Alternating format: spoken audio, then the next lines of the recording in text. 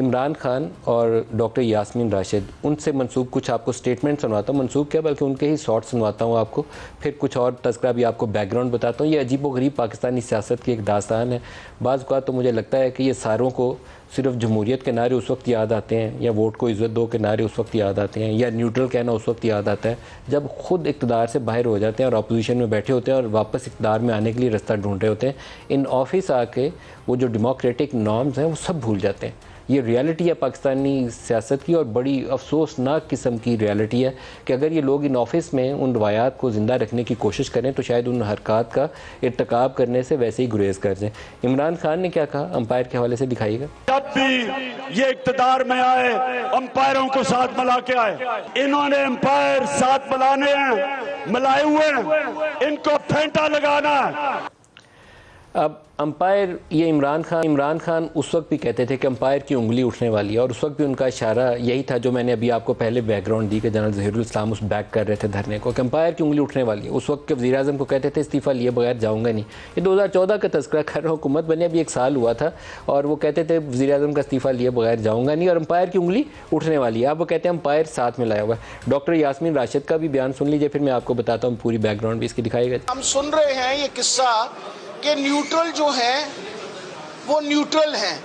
हमारी इतला के मुताबिक न्यूट्रल नहीं है। आप मेहरबानी करके न्यूट्रल ही रहिए।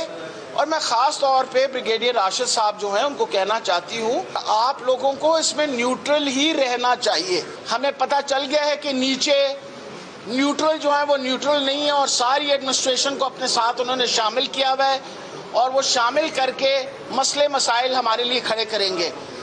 अब ये जिनका नाम ले रही हैं, मैं उनके मतलब बहुत ज़्यादा तफसील में तो नहीं जा सकता। ज़ाहिर है वो इन ऑफिस हैं, ऑफिसर हैं, उनके मतलब जो भी राय देनी है या SPR दे सकता है, या पोलिटिकल लीडर्स अगर इनको देना बनता है जाए तो दे सकते हैं।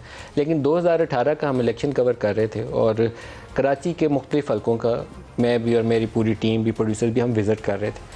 हमारा बेस्ट गेस ये था कि 3-4 ये इस तरह सीटें तकसीम हो जाएंगी, कोई एक पार्टी क्लियर मेजॉरिटी नहीं लेगी, क्योंकि शायद पहला इलेक्शन था जो MQM के खौफ के बगैर इलेक्शन होना था। तो ये तो था हमें कि MQM या कराची से वो जो उसका होल्ड है वो होल्ड ख़त्म हो जाएगा इसमें पीपल्स पार्टी भी आ जाएगी, इसमें नून लीग भी आ जाएगी, इसमें PTI भी आएगी, डेफिनेटली आएगी। ये नहीं था कि PTI नहीं आएगी, PTI के लिए सपोर्ट मौजूद थी, लेकिन बाकी जमातों की सपोर्ट भी मुख्तलिफ हल्कों में नज़र आती थी। नतीजा आया 14 सीटें MNA की पाकिस्तान तहरीक इंसाफ ले जाती है। आज जो इन्होंने बयान दिया और जिन ऑफिसर का नाम ले रहे हैं, ख़ुद बता सकते हैं हमारे former prime minister Imran Khan कि उस वक्त कराची में क्या हुआ था?